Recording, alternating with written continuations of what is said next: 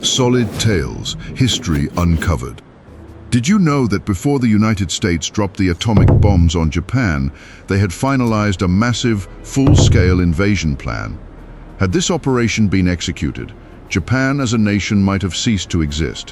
What exactly did this plan entail, and why did the United States ultimately choose to abandon it? The turning point, Leyte Gulf. In 1944, the waters of the Pacific witnessed the largest carrier battle in human history, the Battle of Leyte Gulf.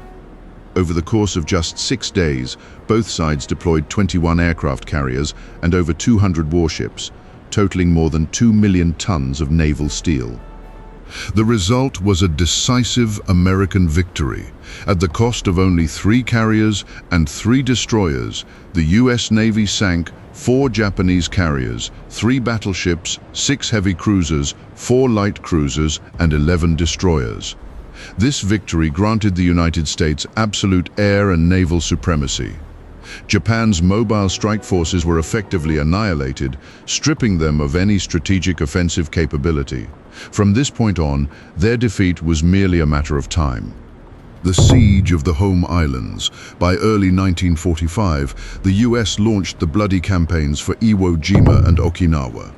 By then, Japan was so crippled it could no longer provide logistical support to its own island garrisons, forced to watch as they were systematically eliminated. Recognizing the existential threat, the Japanese government scrambled to organize a mainland defense, but they were already too late. A massive fleet of American strategic bombers had begun relentless raids on industrial hubs like Tokyo, Yokohama, and Nagoya. The objective was clear: dismantle Japan's industrial infrastructure and crush its remaining potential to wage war. Interestingly, the first raid occurred shortly after Pearl Harbor in 1941, when 16 B-25 bombers struck Japanese cities. It took 4 years for the US to organize the second major bombing campaign. These early efforts, however, yielded limited results and high losses, leading the Japanese leadership to a false sense of security. They had no idea that a total catastrophe was about to descend upon them. The LeMay strategy. In January 1945, Major General Curtis LeMay was appointed to lead the bombing missions. LeMay was a relentless innovator in aerial warfare. He had previously commanded the Regensburg raid over Germany and personally piloted B-17s deep into Nazi territory. Upon arrival, LeMay did not rush into action. He analyzed why previous raids had failed. He noted that while German industry was concentrated in large factories, Japanese industry was decentralized, relying on a cottage industry system where small workshops produced components for final assembly in larger plants. Destroying the main factory did little if the thousands of small workshops survived. LeMay also observed that most Japanese urban buildings were made of wood and bamboo, highly flammable materials. He pivoted his tactics. The strip down, he ordered all defensive guns and ammunition removed from the B-29 superfortresses to maximize the payload of incendiary bombs. Low-altitude night raids, he scrapped high-altitude formation flying, ordering pilots to strike individually at altitudes of only 1,500 to 1,800 meters. While his crews feared that flying at such low altitudes would make them easy targets for anti-aircraft fire, LeMay correctly gambled that Japanese nighttime air defenses were primitive. By flying low, the B-29s saved fuel and doubled their bombing efficiency. The Great Fire of Tokyo. The first fire raid targeted a 30-square-kilometer area of northeast Tokyo, a densely populated district packed with military workshops and wooden homes. On the night of March 9, 1945, 334 B-29s, each carrying 6 tons of incendiaries, arrived over the city. The result was an inferno.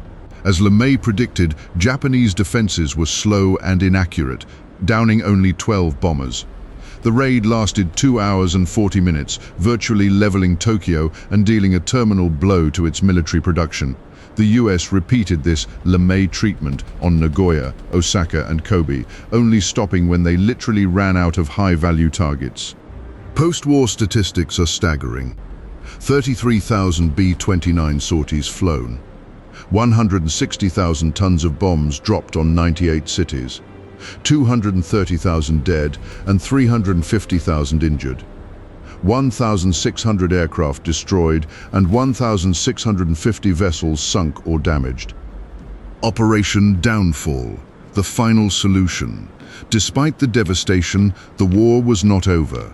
To achieve total victory, the Allies believed they had to storm Tokyo and dismantle the fascist high command. They drafted Operation Downfall, divided into two phases. Operation Olympic, a 400,000-man assault to seize the southern third of Kyushu as a forward base. Operation Coronet, a massive invasion of the Kanto Plain to capture Tokyo, involving 25 divisions and over 3 million Allied troops from the US, UK, Australia, and New Zealand. This would have been supported by the largest fleet in history: 96 aircraft carriers, 30 battleships, 71 cruisers, 550 destroyers, and over 1,300 auxiliary transport ships. However, the geographical challenges were immense. Japan's mountainous terrain offered very few suitable landing beaches, meaning the US could not use tactical deception as they did at Normandy. The Japanese knew exactly where the Americans had to land and prepared to make it a slaughterhouse. The cost of invasion. To ensure victory, the US considered extreme measures.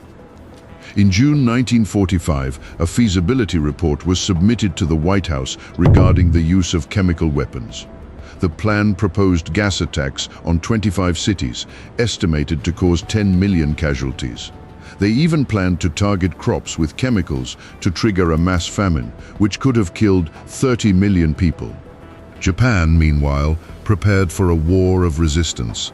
They mobilized 4 million soldiers, including 21 divisions recalled from the Kwantung Army in China.